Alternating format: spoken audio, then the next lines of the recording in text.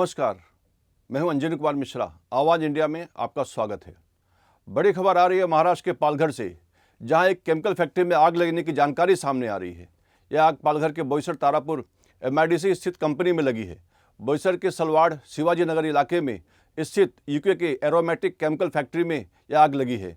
रविवार देर शाम करीब 6 बजे के लगभग आग लगने के बाद सूचना मिलते ही दर्जन दमकल की गाड़ियों और पानी के टैंकर घटनास्थल पर पहुंचे और आग को काबू करने की कोशिश की गई। कई घंटे की कड़ी मशक्कत के बाद आग पर काबू पाया सका। आग लगने के वजहों की जांच की जा रही है। तस्वीरों में आप साफ देख सकते हैं आग कितनी भयानक थी। आग की बड़ी बड़ी लपटें उठ रही हैं और आसमान की तरफ उड़ता हुआ धुएं का गुबार भी साफ दिखाया सकता है। इस आग के चलते फैक्ट्री से काफ़ी तेज़ आवाज़ भी सुनाई दे रही है। ऐसे लगता है कि मानो फैक्ट्री के अंदर कुछ चीज़ें फूट रही हैं। इस घटना में किसी के हताहत होने की फिलहाल अभी तक कोई जानकारी नहीं मिली है। गौरतलब कि बीते कुछ महीने में फैक्ट्री में आग लगने की घटनाएं बढ़ गई हैं। वहीं पालघर में फैक्ट्री में आग लगने की यह कोई पहली घटना नहीं है। इससे पहले भी पिछले महीने तारापुर एमआईडीसी फैक्ट्री में आग लगने की घटना सामने आई थी। 20 सितंबर को भी एक केमिकल फैक्ट्री में आग लग गई थी, जिसमें 6 कर्मचारी घायल हो गए थे। बहरहाल पालघर के यूके के एरोमेटिक केमिकल फैक्ट्री में लगी आग की घटना पर जो जानकारी आवाज़ इंडिया को बोईसर के दमकल विभाग से मिली है, उसके मुताबिक UK aromatic and chemical company में लगी भीषण आग ने सलवाड़ शिवाजी नगर क्षेत्र में स्थित 2 और निकटवर्ती रासायनिक इकाइयों को भी अपनी चपेट में ले लिया था। संबंधित अधिकारी से मिली जानकारी के अनुसार आग बुझाने के लिए दमकल विभाग को तकरीबन 9 घंटे तक कड़ी मशक्कत करनी पड़ी। गनीमत रही कि इस आग की उस घटना की खबर लगते ही UK aromatic and chemical factory में काम करने वाले सभी कर्मचारियों को वक्त रहते बाहर निकाल दिया गया था। बहरहाल संबंधित कंपनी में आग कैसे लगी इसकी जांच जारी है। बोईसर के सलवाड़ शिवाजी नगर इलाके में स्थित यूके के एरोमेटिक केमिकल फैक्ट्री में लगी आग पर काबू पाने के लिए बोईसर की दमकल विभाग की टीम को कुल 9 घंटे से ज़्यादा का समय लगा। आग बुझाने वाले बोईसर दमकल विभाग की टीम लीडर प्रदीप राउत से इस आग की घटना को लेकर हमारे संवाददाता सर्वेश तिवारी ने जानकारी ली। आइए सुनते हैं क्या कुछ कह रहे हैं प्रदीप राउत। सर्वेश तिवारी। प्रदीप राव जी, मैं सर्वेश तिवारी बात कर रहा हूँ आवाज इंडिया टीवी से।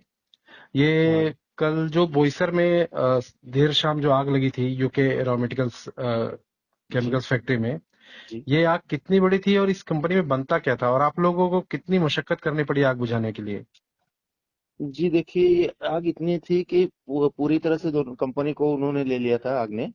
और उसमें जो सुगंधित द्रव्य बनते हैं परफ्यूम, उसके just like related, means perfume वगैरह। हाँ परफ्यूम वगैरह के उसके रिलेटेड जो केमिकल्स थे उसका स्टॉक था वहाँ पे। हम्म। और हमने दो, वो कंपनी पूरी तरह से जल गई, लेकिन बाजू में जो कंपनियां थी उनको जी। हमने किसी तरह से वहां तक आग पहुंचने नहीं दिया। तो जो बगल वाली कोई कंपनी थी उसका क्या नाम था, मतलब उसमें किस तरह की चीजें बनती थी? मतलब आग हाँ लगने के बाद जो ब्लास्ट हुआ रहेगा, आई थिंक कुछ हाँ। सिलेंडर ब्लास्ट भी हुए थे शायद इस दौरान। उसमें सिलेंडर नहीं थे, जो बैरल्स थे उसके कुछ ब्लास्ट हो रहे थे।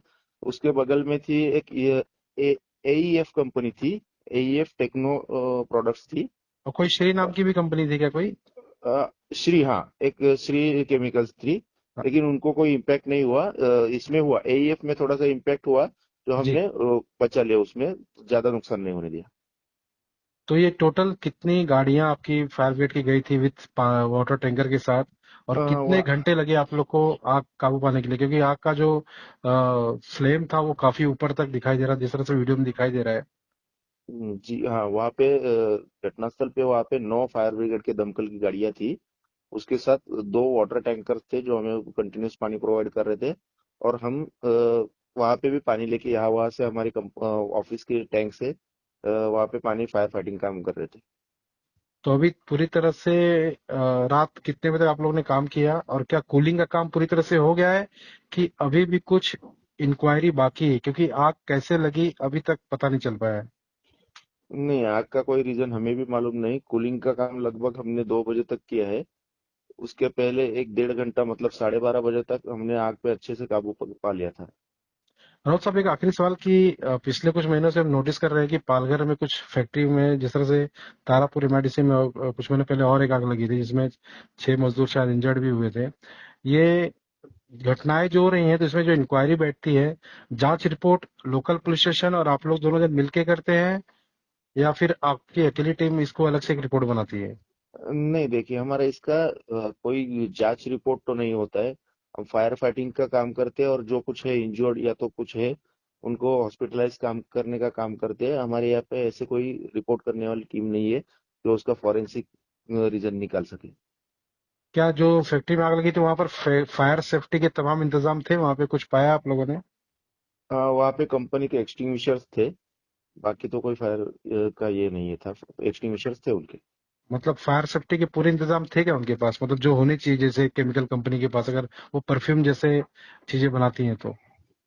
देखिए मुद्दा ये है कि पुरानी कंपनी है तो उनको उस वक्त के नॉर्म्स के हिसाब से लगाया गया कि ये नहीं बता सकते हम, हम्म। क्योंकि कंपनी पुरानी है और अभी थोड़ा सा स्ट्रिक्ट किया है तो वो हिसाब से उनके पास नहीं रहेंगे शायद। मतलब आगे चलकर आप लोग थोड़ा सा इस पे इंक्वायरी करेंगे, फायर सेफ्टी लगाने के लिए उनको ताकीद करेंगे कि अभी आप। जी जी, ये हमारे हायर अथॉरिटी उनको ये करेगी, अप्रोच करेगी कि आप फायर सेफ्टी का अच्छे से ये करिए, इस्तेमाल कीजिए। राउत साहब, आपका आवाज इंडिया 3 से बात करने के लिए बहुत बहुत धन्यवाद।